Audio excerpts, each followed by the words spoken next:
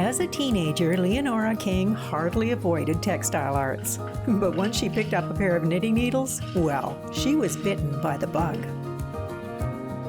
I did sort of begrudgingly learn to knit, and then, that turned into spinning, which turned into weaving. And, I would just be buying yarn from the store, and you don't really think too much about what's in it. You just think, oh, this will be nice for this project. But then once you start spinning yarn for a knitting project, now you have to make all kinds of choices. Like, is it going to be 2-ply or 3-ply? What kind of animal is it going to come from? Why am I going to pick that different animal? You can make choices about dyeing, and you get to do so many more choices the further in you go. And that's when I think it becomes really exciting.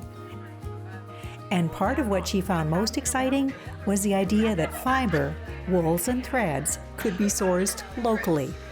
I'm really interested in local food, and the local food movement generally has been really successful.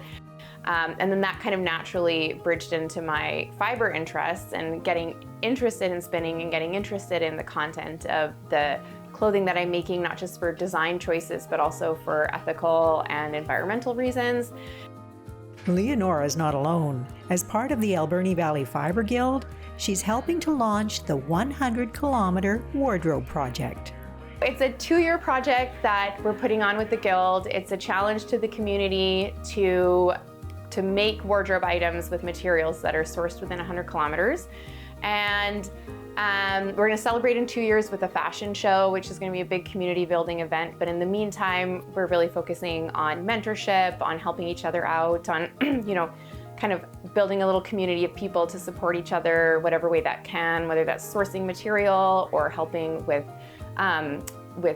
sharing techniques and skills.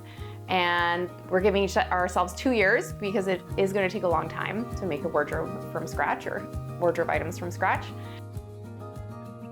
Everyone's really excited. I think a lot of fiber artists end up doing this a little bit in their practice anyway.